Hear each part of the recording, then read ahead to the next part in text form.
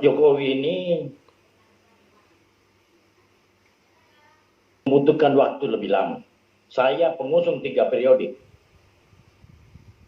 Saya tidak menutupi hal itu. Jadi bukan cuma tegak lurus, saya laju lebih cepat di jalur yang berbeda. 3 periode. Ataupun lebih lama menjadi presiden. Seperti tadi bilang Bapak tidak mau, saya sepakat Bapak tidak mau. Tapi negeri ini mau.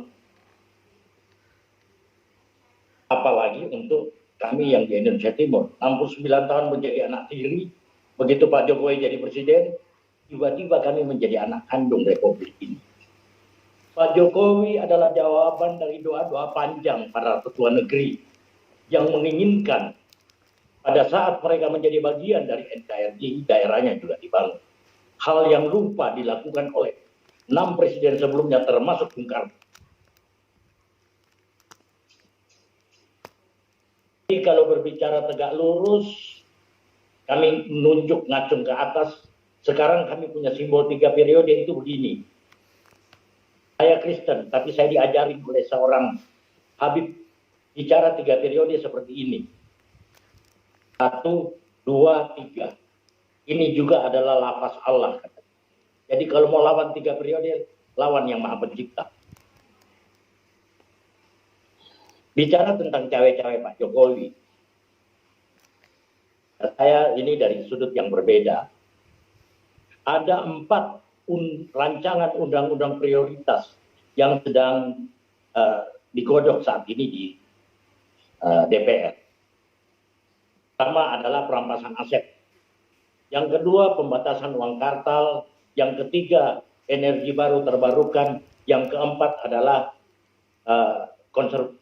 konversi sumber daya alam dan turunannya.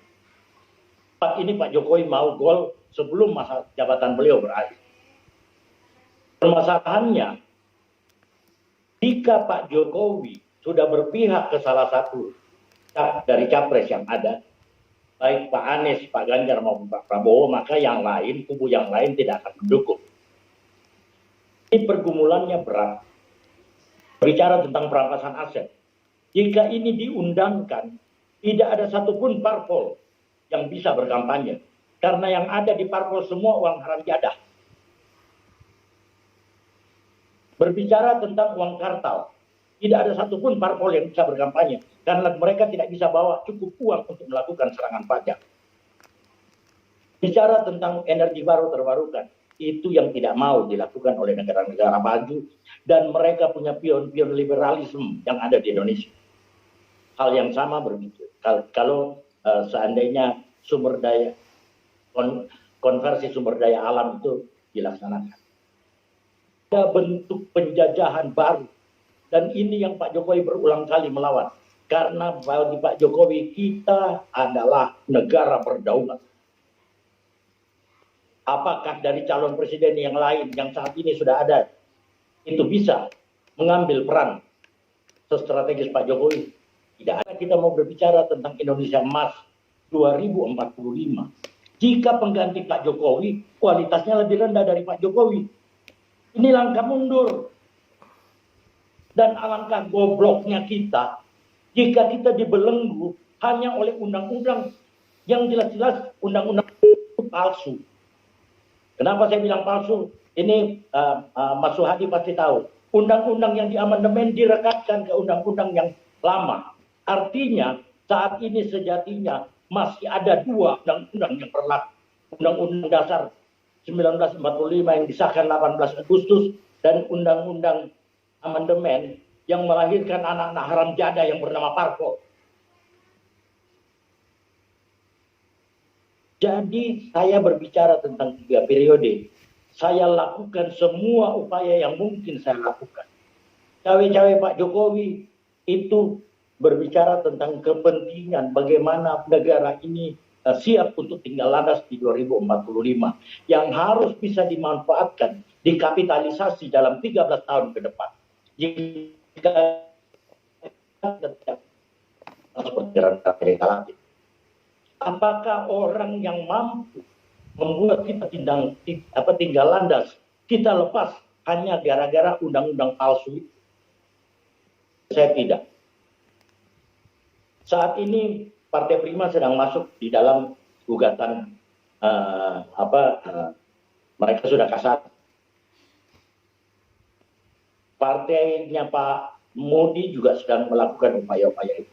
Karena ada kelemahan dari undang-undang kita. KPU kita itu tidak layak melaksanakan pemilu.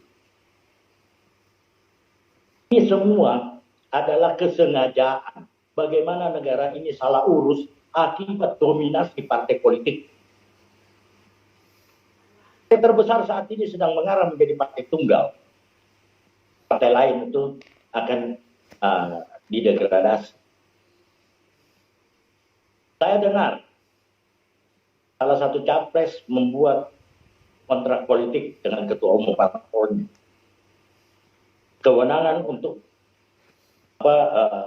menentukan formasi dan komposisi kabinet ada di tangan ketua umum parpol. Yang presiden itu siapa? Jadi berbicara tentang tegak lurus itu seharusnya menjadi bawaan porok seluruh relawan Jokowi. Pak Jokowi sedang memperjuangkan sesuatu untuk kebaikan negeri ini. Sebagian teman-teman relawan sudah berafiliasi, sudah merapat ke parpol yang lain, tapi berbicara bahwa mereka masih tegak lurus. Munafik. Kalau mau bicara tegak lurus, ya tunggu perintah Pak Jokowi. Kan sebagian berusaha menyandra Pak Jokowi, menggiring Pak Jokowi, karena mereka sudah di situ. Penting, saya mau tekankan kepada teman-teman. Saya sedang melakukan jalan sunyi. Bagi saya jalan salib yang saya tempuh, ini untuk kebaikan negeri. Tidak cukup 10 tahun. Bahkan mungkin juga tidak cukup 15 tahun. Seseorang memimpin negeri ini supaya kita betul-betul siap tinggal landas menuju Indonesia Emas 2045. Apakah saya salah? Tidak. Saya berbicara itu adalah hak demokrasi saya. Jika suatu waktu teman-teman berpikir sama dengan saya, karena saya tahu pada awalnya agama cinta ini berbicara tentang Pak Jokowi lebih lama menjadi presiden. JP tidak pandai membaca arah angin, tapi kami tahu bagaimana artinya setia. Bagaimana kami berlaku setia. Itu Pak Jokowi butuhkan saat ini. Jangan pernah tinggalkan beliau, jangan pernah berpaling. Negeri ini masih butuh mereka, masih butuh Pak Jokowi. Dan Pak Jokowi butuh dukungan dari kita. Itu yang mau saya sampaikan. Satu lagi saya mau ini kan Bung Muhardi, tanggal 30 Januari 2022 di Banyuwangi itu ada deklarasi manut Jokowi. 30 Januari 2022. Jadi ada rangkaian yang apa yang dilakukan oleh Silver di Jakarta itu adalah rangkaian yang sebenarnya tidak disetting, tetapi sebenarnya ini keinginan masyarakat. Silver lakukan di Jakarta itu bunyinya sangat-sangat besar, tapi di beberapa daerah juga mereka lakukan hal yang sama, cuma tidak terdeteksi oleh kita. Ada gerakan masif. Permasalahannya kita mau menjadi kanal atau tidak. Terima kasih. Selamat sore semua. Salam sehat untuk kita semua. Isbar. Ini saya punya keyakinan. Saya, Silver, Yanes, Kanjeng Norman, saya tidak tahu lagi apa yang kita akan punya nantinya sikap yang sama. Pada waktu Bapak sudah memberi komando. Komando itu mungkin tidak diberikan secara terbuka. Karena beliau terakhir janjikan bahwa beliau akan bisik-bisik. Tadi saya bilang bahwa Pak Jokowi masih punya kepentingan. Bagaimana menggolkan undang-undang. Jangan undang-undang. Jadi untuk saat ini belum. Satu lagi. Apakah kita cukup punya keyakinan bahwa yang namanya Anies, Ganjar maupun Prabowo pasti menang. jadi capres? Belum tentu. Silver katakan tadi sangat tepat, politik dinamis. Semua kemungkinan masih bisa terjadi. Jadi saat ini belum ada komando dari Bapak. Teman-teman sambil menunggu komando tegak lurus, kalau kami sambil menunggu komando kami tetap mengkampanyekan 3 periode. Yang pasti yang saat ini masih tegak lurus. Yang saat ini masih tegak lurus, yakinlah kami akan punya sikap yang sama. Mana Bapak menunjuk, kesitulah kita. Kapal besar ini Bapak itu kaptennya. Kami pendayungnya. Partai politik penumpang gelap. Itu yang mau saya sampaikan. Terima kasih. Itu closing statement saya juga, bahwa teman-teman dalam situasi yang belum pasti, cara yang paling bermartabat adalah menunggu komando. Banyak godaan di luar sana. Kanalisasi relawan adalah salah satu bentuk memecah relawan dan sekaligus mendiskreditkan dan mendegradasi peran sentral relawan dalam memenangkan seseorang pada waktu dia mencapreskan.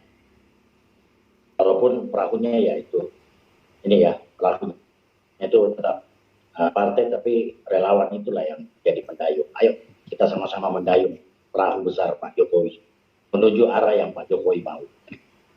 Salam sehat teman-teman. Selamat sore. Terima kasih.